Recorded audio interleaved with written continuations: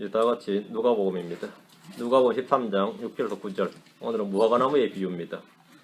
성경 무화과나무의 비유가 여기 한번 나오고 다른 곳에 한번 나오는데요. 누가복음 13장 6절에서 9절입니다. 누가복음 13장 6절에서 9절. 7절 말씀 같이 읽습니다. 7절 말씀. 이에 그가 자기의 포도원지기에게 이르되 보라 내가 이 3년 동안 와서 이 무화과나무에서 열매를 구하되 하나도 찾지 못하였으니 그것을 베어버리라. 어찌하여 그것이 땅을 버리게 하겠느냐 하며 그것을 베어버리라. 이렇게 무화과나무의 비유입니다. 잠깐 기도하겠습니다. 위대하시고 거룩하신 주 하나님 감사합니다. 주님께서 은혜와 복을 많이 주셔서 오늘도 듣는 혼들이 주의 말씀을 깊이 마음에 받도록 하시고 또 말씀을 듣는 기쁨과 즐거움, 깨닫는 기쁨이 차고 넘치게 하시길 간구합니다. 늘 주의 성령께서 이 기록된 영감으로 주신 말씀이 저희 마음속에 믿음과 결합하도록 도와주시고 또 저희 마음판에 기록해 주셔서 저희가 살아있는 생명의 서신으로, 그리스도의 서신으로 모든 사람이 알고 읽는 바가 되는 그런 성도들 되도록 도우시길 간구합니다. 아버지 하나님께서 지혜와 권능을 허락해 주시길 원합니다. 아버지 하나님, 바로 어느 시간보다 은혜롭고 복된 시간이 되게 하시고 주의 말씀을 기쁘게 또 경이롭게 듣고 다 아멘으로 하다볼 수 있도록 도와주십시오. 감사드리며 주의 성기도 합니다. 아멘. 예.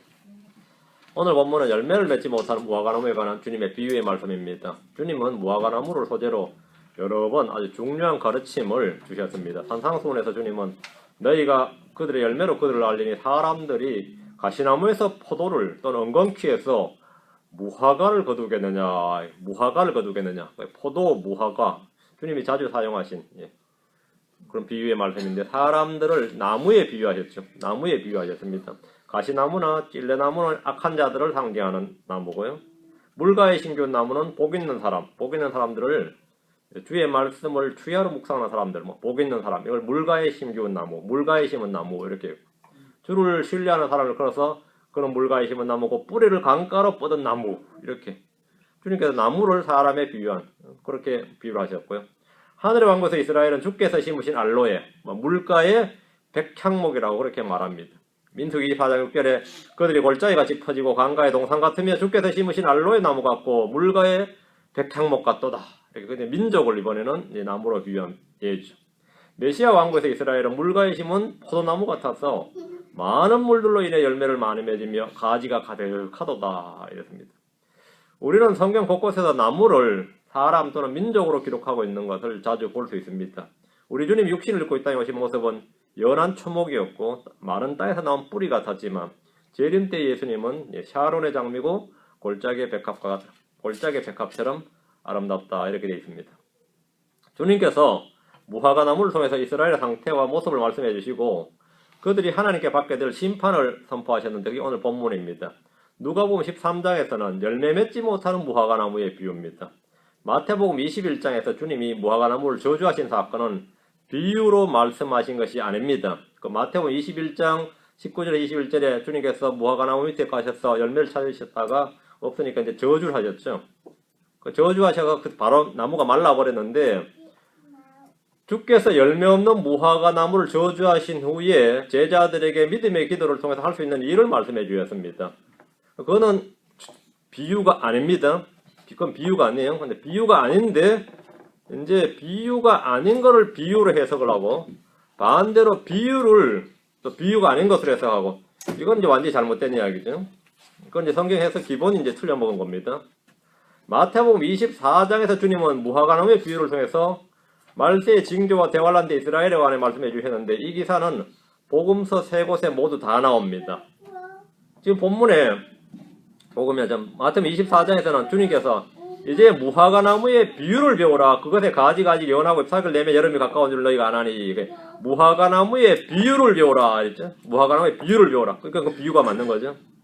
이 말씀은 예언을 다룰 때 항상 언급되는 핵심 구절 중에 하나입니다. 주님께서 이제 무화과나무의 비유를 배우라고 말씀하시기 때문에 우리는 이 비유에 대해서 이제 공부하고 배워야 됩니다. 이건 이제 나중에 이제 할 겁니다. 이스라엘의 농가에서 가장 흔한 나무가 무화과나무, 포도나무, 올리브나무입니다.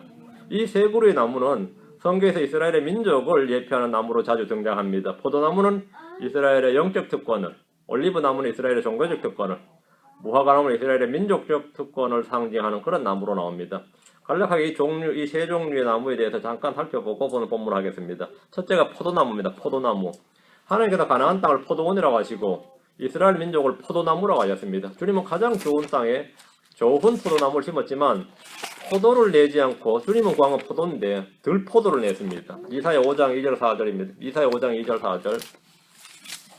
이사야 5장 2절 4절. 이사야 5장 2절 4절입니다. 예. 그가 거기에 울타리를 두르고 그것에 돌을 주어내고 최상품의 포도나무를 거기에 심고 최상품의 포도나무를 거기에 심고 그것에 한가운데 망대를 세우고 또 그 안에 포도즙 틀을 만들었도다. 포도원이 포도 4개를 그가 말았는데 그것이 들포도를 내었도다. 들포도를 내었다. 4절 내가 내 포도원이 포도 내기를 내가 바랐거늘 어찌하여 그것이 들포도를 내었느냐. 그러니까 주님께서 이스라엘을 포도나무라고 말하고 그 땅과 민족을 포도원이라고 부르십니다. 주님은 내 포도원이라고 하셨고 최상품의 포도나무를 거기에 심었다고 하셨습니다. 주님이 바라는 것은 포도였는데 그 밭에서 난 것은 뭐죠? 난 것은 들포도였습니다. 나무가 변질되어 버린 겁니다. 나무가 변질되어 버린 거예요. 수종이 달라졌습니다. 심었는데 그 심은 나무가 지금 엉뚱한 열매를 내고 있는 거죠. 그래서 주님은 그들을 징계하시고 심판하셨습니다. 5장 5절 자 이제 내가 내 포도원에 무슨 일을 행할지 너에게 말하리라. 내가 그것의 울타리를 제거하여 그것이 먹히게 하며 그것에 담을 헐어서 그것이 짓밟히게 하리라. 주님이 주신 땅, 약속의 땅을 주님의 포도원이라고 그러고 이스라엘은 거기에 심은 포도나무들입니다. 그런데 포도를 내지 않고 들포도를 내자 주님은 자신의 포도원의 울타리를 제거하고 담을 헐어버리시겠다고 하셨습니다. 이 일은 역사적으로 성취가 되었습니다. 이스라엘은 이방인들의 때가 찰 때까지 이방인들의 충만함이 이룰 때까지 짓밟힌다. 주님은 사도 요한에게 그것을 이방인들에게 주셨은즉 그들이 그 거룩한 도시를 42달 동안 발로 짓밟으리라고 하신 말씀이 다 동일한 말씀입니다. 둘째가 이제 올리브나무입니다. 올리브나무. 올리브나무는 주님께서 이스라엘을 부르실 때 사용하신 이름입니다. 부르실 때 예레미야라고 합니다. 11장 6절 이스라엘의 이름을 올리브나무라고 부르셨는데 예레미야 11장 6절 주가 전에 내 이름을 일컬어 좋은 열매 맺는 나무 곧 아름답고 푸른 올리브나무라 하였으나 친히 큰 소동소리와 함께 그 위에 불을 붙이고 그것에 가지를 꺾었나니 이스라엘을 뭐라고 불렀다고요? 푸른 올리브나무라 불렀다. 이름이 푸른 올리브나무다. 주님은 이스라엘의 이름을 푸른 올리브나무로 하셨습니다. 신약성경에서는 예수님을 참 올리브나무, 이스라엘을 원가지들 이렇게 말합니다. 그런데 이 원가지들이 예수를 믿지 않으므로 참 올리브나무에서 꺾이고 맙니다. 대신 야생 올리브나무의 가지들이 그 원가지에 원가지 대신에 접붙임을 받습니다. 포도나무, 올리브나무야 이거. 셋째가 이제 무화과나무입니다. 신약에서 무화과나무는 열매를 맺지 못한 이스라엘 민족을 잘 보여주는 나무로 나옵니다. 주님께서 말세의 징조를 표적으로 보여주실 때 무화과나무의 비유를 배우라 이렇게 말씀하셨습니다. 무화과나무의 비유를 배우라. 무화과나무를 통해서 계절을 알 수 있다는 거죠. 무슨 계절? 무화과나무를 보면서 무슨 계절 알아요? 여름이 가까이 온 줄 안다 그러세요. 무화과나무의 잎사귀는 이스라엘 사람들에게 계절의 변화를 가장 잘 알려주는 나무입니다. 한국 사람들에게 계절을 가장 잘 알려주는 나무가 뭐죠? 한국 사람에게 진달래지 뭐. 아니면 개나리예요. 담장에 개나리꽃이 필 때 봄이죠. 아니면 산에 진달래가 요즘도 진달래 있네요. 우리 지금 때는 그렇게 산에 진달래가 많았어요. 앞을 봐도 진달래, 뒤를 봐도 진달래인데 그게 얼마 안 가지. 그건 예쁘긴 하죠. 그게 아마 나무가 산에 많이 우거지지 않을 때 진달래가 많이 보여요. 그게 그리 안 크거든요. 그래서 진달래 피면 봄이죠. 그럼 진달래가 피는 것을 볼 때 봄이 온 줄 알라 이 말이나 무화과나무를 보고 여름이 온 줄 아나 이 말이 같은 말입니다. 같은 말이에요. 그거 계절의 변화를 알라는 말입니다. 이스라엘 사람들은 무화과나무 잎사귀를 보면서 여름이 가까이 온 줄 압니다. 한국 사람은 진달래나 개나리 볼 때 봄이 가까이 온 줄 알고 다음에 이제 보들에 뭡니까 물이 오른다, 물이 차오른다 그러죠. 무화과나무 가지고 이거 가지고 또 이제 설교 시작하면 1948년에 어쩌죠? 그건 다 헛소리입니다. 그건 다 헛소리예요. 주님께서 무화과 나무만 이야기한 게 아니고 무화과 나무와 모든 나무를 보라 이렇게 말씀하셨어요. 무화과 나무가 제일 먼저 눈에 확 띄는 거죠. 무화과 나무 한 그루 그게 아니고 이거 계절 시대의 표적, 시대의 징조와 표적을 알라는 말씀입니다. 주님은 열매를 맺지 못하는 무화과 나무를 베어버리라고 하셨는데 십자가를 앞두고 주님은 무화과 나무에서 열매를 차지했지만 그 열매가 없자 그 나무를 저주를 하셨고 나무를 그냥 말라버렸습니다. 무화과 나무는 이스라엘의 민족적 특권을 상징하는데 오늘 누가복음 13장으로 갑니다. 누가복음 13장은 주님께서 회개하지 않는 죄인들의 멸망과 그들이 받는 심판에 대해서 다루시면서 동일한 멸망을 당하지 않도록 너희가 조심하라 경고하시는 내용입니다. 3절 누가복음 13장 3절 내가 너희에게 이르노니 아니라 그러나 너희가 회개하지 아니하면 다 그와 같이 멸망하리라. 회개하지 않으면 너희가 회개하지 않으면 다 그와 같이 멸망하리라. 당시 유대의 총독이었던 빌라도에게 죽은 갈릴리 사람들이 다른 사람들보다 더 많은 죄를 지은 죄인이어서 그런 죽임을 당한 것이 아니란 겁니다. 팔자가 사나워서나 뭐 운이 없어서라든지 재수가 없어서 죽은 것이 아니란 겁니다. 하나님의 징계로 심판을 받아 죽은 것도 아니고 주님께서 뭐라 아니라 그렇지 않다. 그러나 너희가 회개하지 아니하면 다 그와 같이 멸망하리라. 너희가 회개하지 않으면 너희도 다 그와 같이 멸망하리라. 종교적인 사람들은 뭐든지 종교적으로 인과관계를 따지고 생각하고 판단합니다. 크리스천들 중에서도 그런 생각을 자기도 모르게 부지불식 중에 그런 식으로 생각하는 이들이 많이 있습니다. 사고만 터지면 무슨 죄를 지어서 이럴까? 뭔 일이 터졌을까? 뭐 이런 식으로 생각을 하죠. 주님은 뭐라는 거죠? 아니라 그렇게 말해요. 아니라, 아니라. 왜 그렇다는 거예요? 아니라 이거. 사람이 회개하지 않으면 누구라도 다 그와 같이 멸망합니다. 4절 또 너희는 실로암에서 망대가 무너져 깔려 죽은 저 18사람이 예루살렘에 간 모든 사람들보다 더 큰 죄인이었다고 생각하느냐. 부실공사 때문이었지. 감리를 제대로 안 해서 그래. 부실공사 때문에 그래. 더 큰 죄인이었다고 생각하느냐. 사람들은 그렇게 생각하죠.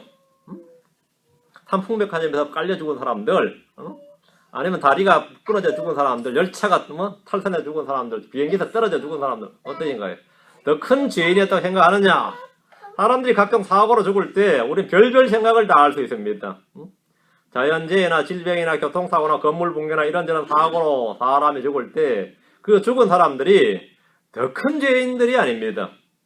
주님께서 내가 너에게 이르노니 아니라. 주님의 판단이 가장 정확한 판단입니다. 왜 그러냐? 5절 내가 너에게 이르노니 아니라 그러나 너희가 회개하지 않으면 다 그와 같이 멸망하리라 하시니라. 회개하지 않는 죄인들은 다 그와 같이 멸망합니다. 멸망의 원인은 뭐라고요? 회개하지 않는 겁니다. 멸망의 원인은 회개하지 않는 겁니다. 마태복음 3장 8절 10절에 침례 요한이 그러므로 회개에 합당한 열매를 맺고 너희 속으로 우리에게는 아브라함이 우리 아버지라 있다 하고 말할 생각을 하지 말라. 내가 너희에게 이르노니 하나님께서 능히 이 돌들로도 아브라함에게 자손을 일으킬 수 있느니라. 이제 또한 도끼가 나무들의 뿌리에 놓였으니 그러므로 좋은 열매를 맺지 아니하는 나무마다 지켜 불 속에 던져지느니라. 핵심은 뭐죠? 열매를 맺지 못한, 회개에 합당한 열매를 맺지 못하는 나무는, 그런 사람은 불 속에 던져진다. 심판과 멸망은 회개하지 않아서 생긴다 이 말이죠. 사람이 죄 지어 지옥 가는 게 아닙니다. 죄를 짓고 나서 회개하지 않아도 지옥 가는 거죠. 그렇죠? 회개하지 아니하면 멸망하고 회개에 합당한 열매를 맺지 아니하는 나무는 불 속에 던져집니다. 우리는 여기서 나무를 사람에 비유하고 있음을 쉽게 알 수가 있습니다. 자, 그러면 오늘 본문말로 6절, 누가복음 13장 6절. 그분께서 또한 비유로, 이 비유를 말씀하실 때 어떤 사람이 자기 포도원에 무화과나무 한 그루를 심게 하고 와서 그것에 열매를 구하였으나 하나도 찾지 못하니라. 주님께서 이 비유를 말씀하실 때, 비유를 말씀하셨다. 이건 비유죠. 본문은 분명히 비유의 말씀임을 쉽게 알 수 있습니다. 소위 신학자니 목사니 하는 사람들이 비유라고 하지 않는 본문을 비유인 줄로 알고 비유로 해석을 해버리고, 정작 비유라고 분명히 언급된 구절들은 비유가 아닌 것처럼 해석하거나 설교하는 오류를 자주 범합니다. 6절부터 9절은 비유로 주어진 말씀입니다. 어떤 사람이 자기 포도원에 무화과나무 한 그루를 심게 했습니다. 무화과나무 여러 그루가 아니고 한 그루예요. 한 그루. 그 민족이죠. 이거는 한 그루니까 개개인이 아니라 민족입니다. 이유는 그 나무에서 열매를 얻기 위해서입니다. 무화과나무는 관상수나 가로수가 아니라 유실수입니다. 열매를 얻어야 되는 겁니다. 와서 그것에 열매를 구하였으나 이렇게 말하므로 나무를 심은 목적이 열매를 구하는 것, 열매에 있음을 분명히 말하고 있습니다. 그런데 열매를 하나도 찾지 못했습니다. 과수원에 나무를 심었는데 그 나무들에서 열매를 얻지 못한다면 그 나무는 쓸모없는 겁니다. 좋은 나무는 좋은 열매를 많이 맺는 나무입니다. 침례 요한이 그러므로 좋은 열매를 맺지 아니하는 나무마다 찍혀 불 속에 던져지느니라 이렇게 한 말은 상식에 속하는 진리입니다. 모든 농부들이 아니더라도 그건 당연한 이야기란 말이죠. 당연한 이야기죠. 마태복음 7장 17절 19절에 이와 같이 좋은 나무마다 좋은 열매를 맺고 변질된 나무는 나쁜 열매를 맺나니 좋은 나무가 나쁜 열매를 맺지 못하고 또 변질된 나무가 좋은 열매를 맺지 못하느니라. 좋은 열매를 맺지 아니하는 나무마다 지켜 불 속에 던져지나니. 좋은 나무, 변질된 나무입니다. 좋은 나무, 변질된 나무.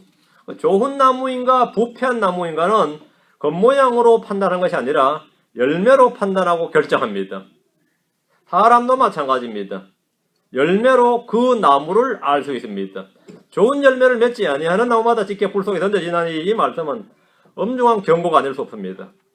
어떤 사람이 자기 포도원에 심은 무화과 나무에서 열매를 구했지만 얻지를 못했습니다. 땅의 문제가 아니라 나무의 문제였습니다. 이 비유에서 어떤 사람은 주 하나님입니다.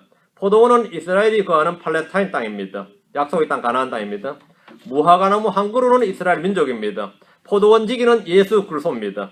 하나님은 이스라엘이라는 나무를, 이스라엘이라는 민족을, 나무를 팔레스타인 땅, 그 약속의 땅 가나안 땅에 심었습니다. 심게 하셨습니다. 누가 심었습니까? 심게 했어요. 누가 심었어요? 주 예수 그리스도입니다. 이집트에서 광야를 거쳐서 가나안 땅으로 인도하신 분은 모세나 여호수아가 아니라 주의 천사, 주의 군대 대장으로 현현하신 주 예수 그리스도입니다. 주 예수님이 그들을 인도해서 가나안 땅으로 들어왔습니다. 하나님은 나무에서 열매를 구했으나 얻지 못했다는 것은 이스라엘이 회개에 합당한 열매를 맺지 못하고 주의 말씀을 마음에 받지도 아니했고 율법을 지킴으로 선한 행위의 열매도 맺지 아니한 걸 말합니다. 하나님은 이스라엘이 의의 열매도 선한 행위의 열매도 맺지 않는 걸 보셨습니다. 이스라엘은 마치 열매를 맺지 못하는 무화과 나무처럼 하나님께서 아무런 열매를 맺지 못하는, 하나님께 아무런 열매도 맺지 못하는 민족이었습니다. 그래서 주님께서 마태복음 24장 13절에 그러므로 내가 너희에게 이르노니 아버지께서 너희로부터 하나님의 왕국을 빼앗아 왕국의 열매를 맺는 민족에 주시리라 이랬습니다. 열매를 너희 맺지 못하니까. 무화과 나무는 이스라엘 민족을 말한다는 것은 쉽게 알 수 있습니다. 그럼 교회가 합당한 열매를 맺지 못하면 어떻게 하죠? 교회가 합당한 열매를 맺지 못하면 계시록 2장 5절에 그러므로 내가 어디로부터 떨어졌는지 기억하고 회개하며 처음 행위하라. 만일 그렇지 아니하고 너희가 회개하지 아니하면 내가 속히 내게 가서 내 등잔대를 그것의 자리에서 옮기리라. 등잔대를 옮기리라. 이게 교회에 준 명령입니다. 교회에 준 징계지. 소금이 맛을 잃은 것이나 나무가 열매를 맺지 못하는 것은 같은 겁니다. 자, 그럼 우리가 우리가 맺어야 할 열매는 무엇이고 어떻게 열매를 많이 맺을 수 있습니까? 우리가 맺어야 할 열매는 첫째는 회개 열매입니다. 회개 열매입니다. 다음은 감사와 찬양과 기도와 주를 증언하는 등의 입술의 열매입니다. 그걸 성경 찬양의 희생, 찬양의 희생, 입술의 열매라고 그랬죠. 히브리 13장 15절에 입술의 열매입니다. 예수 그리스도로 말미암는 의의 열매들 우리가 맺어야 됩니다. 다음은 화평의 열매입니다. 그건 누가 어떻게 맺죠? 징계를 견뎌내고 단련된 자들에게 주어진 화평의 열매 그렇게 말했죠. 다음 성령을 통해 맺는 성례의 열매입니다. 다음 누구나 볼 수 있도록 선한 행위의 열매를 맺어야 됩니다. 복음을 전해서 혼을 얻는 구령도 열매입니다. 사도 바울은 이 열매를 가지고 내 수고의 열매라고 했습니다. 이것이 바로 크리스천들이 맺어야 될 열매들이에요.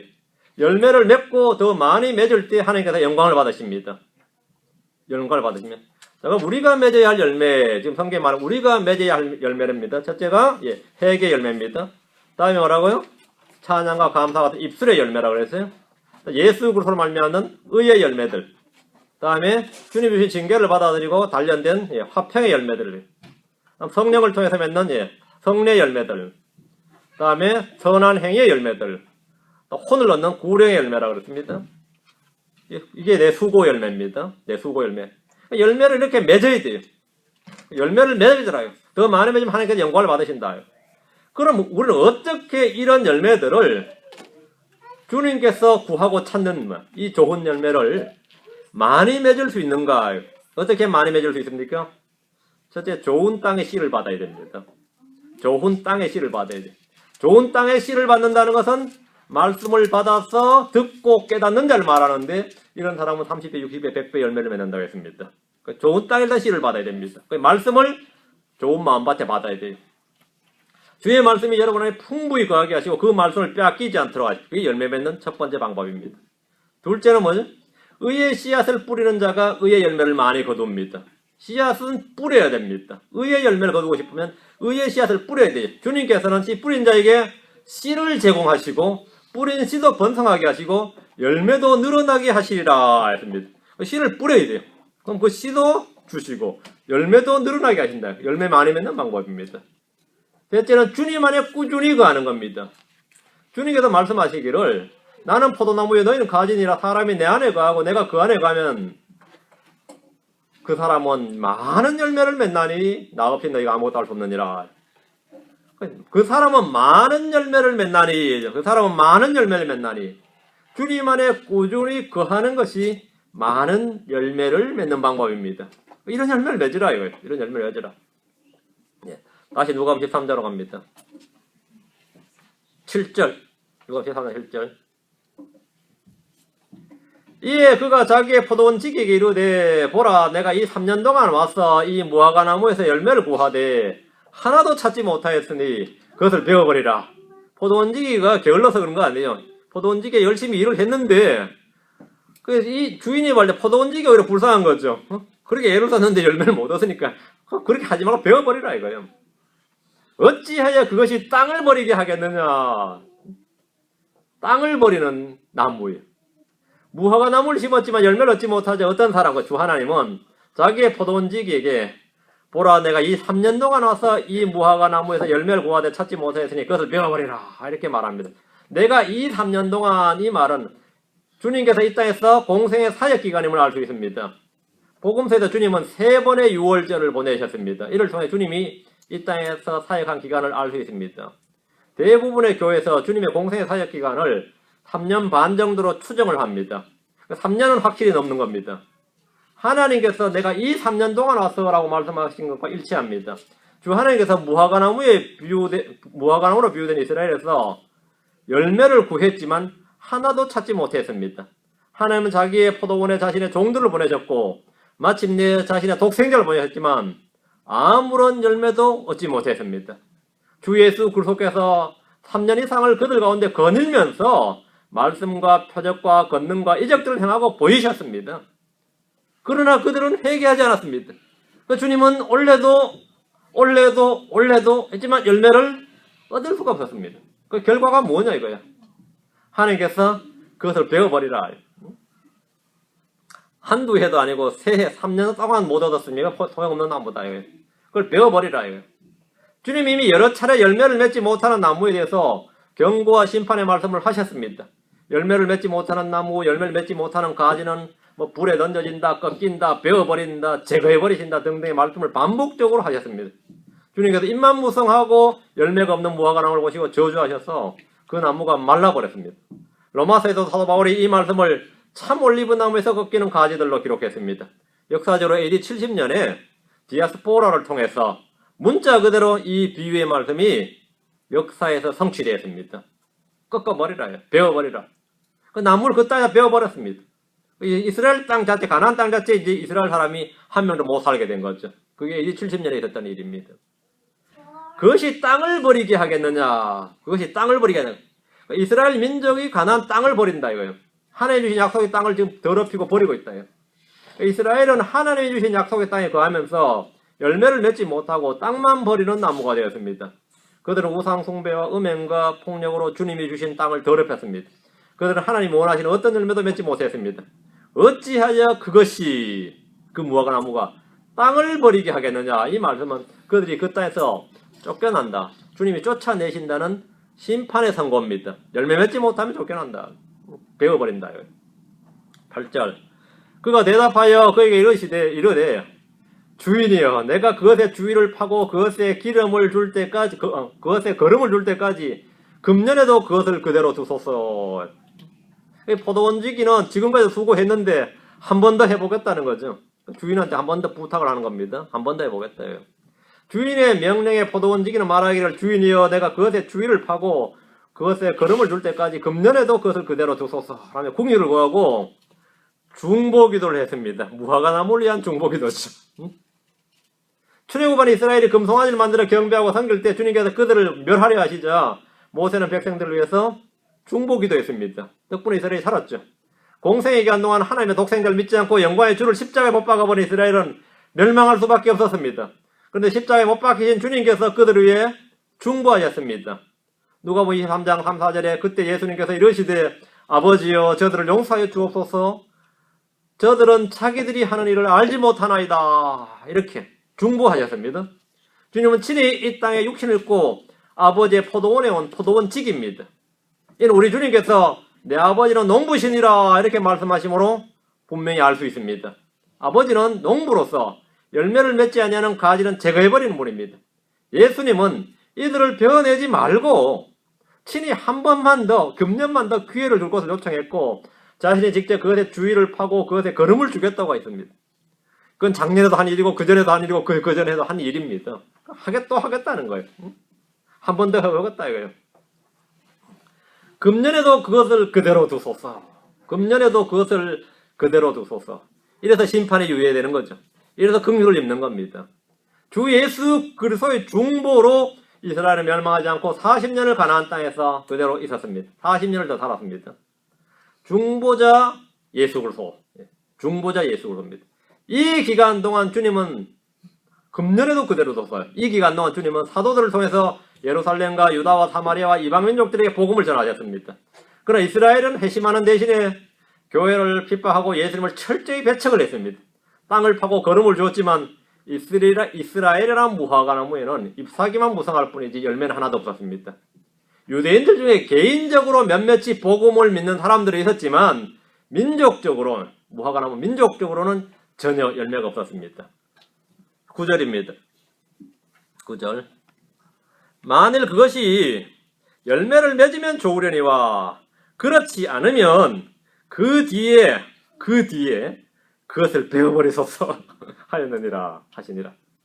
포도원지기는 자신의 땅을 파고 거름을 줘서 그것이 열매를 맺으면 좋고 그렇지 아니하면 그 뒤에 그것을 베어버리도록 간구했습니다. 이스라엘에게 회개의 기회를 주고 심판의 집행시간을 유예해 준 겁니다. 이게 보통 40년이죠. 성경에서 이 시험의 기간이 보통 40년입니다. 이스라엘에게 심판의 기회를 준데 예수님이 이때가 AD 30년경이란 말이죠. AD 70년에 망하는 겁니다. 이 말씀은 오늘날 교회나 각 개개인에게 영적으로는 적용할 수 있습니다. 하나님께서 오직 우리를 향하여 오래 참으사 아무도 멸망하지 않고 모두 회개에 이르시기를 원하시느니라. 그래서 주님은 오래 참으시는 겁니다. 모두 회개에 이르시기를 원하시느니라. 하나님은 모든 사람이 구원받기를 원하십니다. 그래서 사람들의 반응이 뭐냐 이거예요. 주님이 오래 참으시고 금년에도 이렇게 오래 참으시고 기회를 주면 사람들이 보이는 반응이 뭐죠? 빨리 믿어야지. 지금 믿어야지. 그렇지 않단 말이죠. 로마서 2장 4절에 나오죠. 혹은 하나님의 선하심이 너희를 인도하여 회개하게 함을 알지 못한 채 내가 그분의 선하심과 관대하심과 오래 참으심의 풍성함을 멸시하느냐. 이게 사람들의 반응이란 말이에요. 기회를 주면 회개하는 게 아니라 알지 못한 채 멸시한다. 알지 못하고 멸시하는 것이 사람들의 반응입니다. 3년을 주든 30년을 주든 300년을 주든 3000년을 주든 별 소용없다 이 말입니다. 나무가 땅에서 베이고 찍히고 꺾이고 뽑히는 것은 주인의 문제가 아닙니다. 포도원지기의 문제가 아닙니다. 땅의 문제도 아닙니다. 나무의 문제입니다. 나무의 문제입니다. 모든 사람은 주님의 심판대 앞에서 각자 자신의 자신을 자신이 스스로 회개보고 해야 됩니다. 나무의 문제입니다. 열매를 맺고 맺지 않고의 문제는 전적으로 그 나무의 문제입니다. 주님은 좋은 땅에 좋은 포도원 주셨습니다. 좋은 포도원 지기도 주셨어요. 딱 하나입니다. 뭐가 문제라고요? 그 나무의 문제입니다. 그 나무의 문제예요. 포도원지기는 주인에게 중보하기를 금년에는 그것을 그대로 두소서라고 해요. 금년에는 그것을 그대로 두소서. 포도원지기는 무화과 나무를 그대로 한 해 동안 버려둔 것이 아니라 땅을 파고 거름을 주면서 할 수 있는 모든 일을 다 했습니다. 그렇지 않으면 그 뒤에 그것을 베어버리소서. 그렇지 않으면, 열매를 맺지 못하면. 포도원지기는 주인의 오래 참음에 한계가 있음을 분명히 인정하고 있습니다. 언제까지 영원히 참는 건 아니다 이거예요. 주님도 아버지 하나님께서 행하실 일을 알고 있어요. 알고 있어요. 그렇지 않으면 그 뒤에 그것을 베어버렸어. 열매를 그 뒤에예요. 요게 AD 70년입니다. 심판은 영원히 유예될 수 있는 것이 아닙니다. 불법이 충만하면 심판은 임합니다. 때가 되면 심판은 집행됩니다.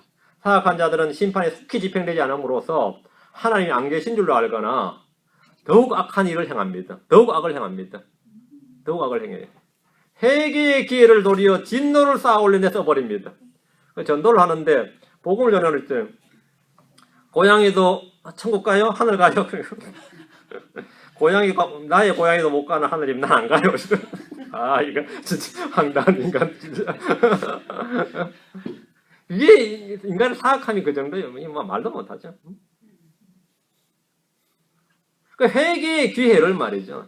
도리어 진노를 쌓아 올린 데 써버려요. 하나님은 결국 이스라엘은 무화과 나무를 베어버리셨습니다. 이것이 주 70년에 로마에 의해서 이스라엘은 국가가 해체되고 가나안 땅에 거하던 모든 유대인들이 온 세상으로 흩어진 사건입니다. 주님은 우리를 위해서 일을 하십니다. 우리가 열매를 맺을수록 모든 일을 다 하십니다. 땅을 파고 거름을 주고 금년에도 주님 우리 속에 거하시며 우리 속에서 효력 있게 강력하게 활동하시며 일하시고 열매를 맺으십니다. 우리는 열매 없는 어둠의 일에 참여하지 말아야 됩니다. 열매 없는 어둠의 일에 참여하지 말아야 됩니다. 우리는 선한 행위를 지속하는 걸 배워서 열매 없는 자가 되지 않게 됩니다. 열매를 더욱더 풍성히 맺기 위해서 복의 주의 말씀을 풍성히 거하게 하고 꾸준히 그 말씀 안에 거해야 됩니다. Continue in my word입니다. 내 말에 꾸준히 거하란 말이에요. 그러면 너희가 진리를 알리니 진리가 너희를 자유롭게 하리라 하면 꾸준히 말씀에 continue이니 말씀에 꾸준히 거해야 됩니다. 어쩌다 한번 거하고 어쩔 때는 안 거하고 이러면 열매를 못 맺습니다. 항상 배우나 진리의 지식에 이르지 못하는 자가 되지 않도록 해야 됩니다. 형제를 사랑하지 아니하므로 하나님 알지 못하는 자가 되지 않도록 해야 됩니다. 주를 아는 지식에서 자라나도록 간구하고 열망해야 됩니다. 간구하고 열망. 주님은 열매 없는 무화과 나무는 땅을 버리는 나무라고 하셨고 그것을 베어내버리라 이렇게 하셨습니다. 자, 베어내버리라. 이제 말씀을 읽을 때 이런 구절 딱 읽고 나서 아멘 하고 거기서 그치면 딱 좋은데 한 번 더 생각을 하게 되잖아요. 나도 베어지는 게 아닐까. 나도 열매 없는 나무가 되고 결국 나도 이렇게 베어지는 것이 아닐까. 이런 또 높아시면서 하는 말 했는데 크리스천들 좀 그런 생각을 하면 있어요. 결국 나도 잘리는 가지가 아닐까. 나도 불에 꺾이거나 뭐 불에 태워 던져지는 가지가 되지 않을까. 나는 무슨 열매가 있을까. 열매 없으면 딱 지금 열매를 맺으세요. 회개합니다. 회개에 합당한 열매를 맺으라고요. 회개에 합당한 열매. 회개에 합당한 열매. 회개에 합당한 열매. 주님을 찬양해서요. 그 입술의 열매입니다. 열매를 맺으라고 지금. 선한 행위로 위에 열매를 맺으라고요. 그런데 지금 그것을 베어버리라 했죠. 그것이 무화과 나무죠. 무화과 나무가 뭐라고 했죠 지금? 본문에서 무화과 나무가 뭐라고요? 이스라엘 민족이라고 그랬죠. 교회가 아닙니다. 교회가 아니라고. 크리스천이 아니라고요.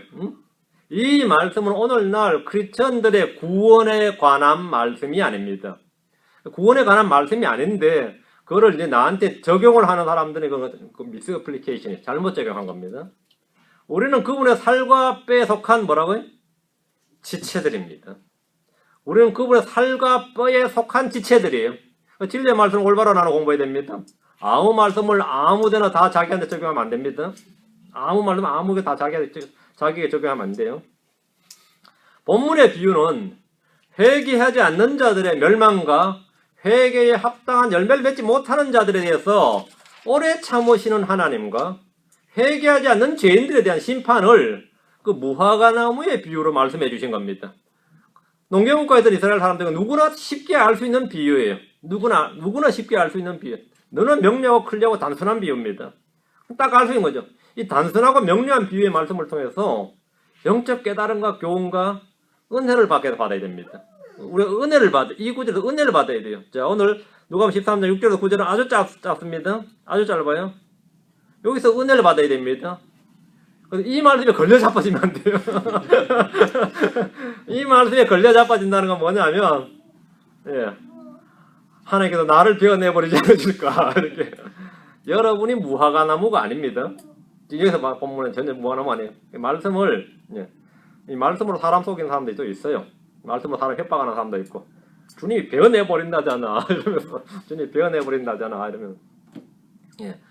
말씀을 정확히 이제 이해하시고, 이 말씀을, 내가 회개하지만 멸망한다. 주님은 오래 참으신다. 주님은 열매를 맺도록 오래 참으신다. 지금도 나를 위해서 일을 하신다. 내 안에서 일을 하신다. 그럼 뭐 하면 되죠? 예. 내가 열매를 맺으면 된다. 이게. 오늘 우리가 맺어야 될 열매, 어떻게 열매를 많이 맺는가? 여기에 대해서 말씀을 전했고요. 다음 시간에 계속합시다. 오늘은 여기까지. 저는 기도합시다.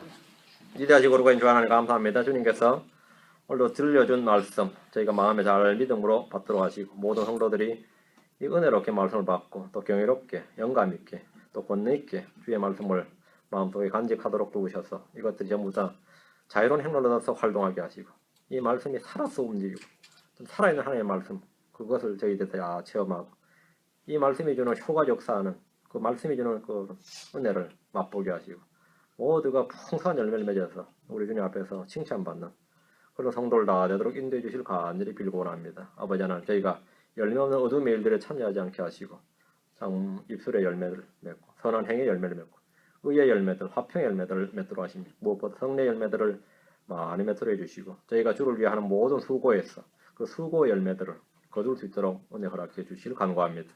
감사드리며 주 예수님 기도합니다. 아멘.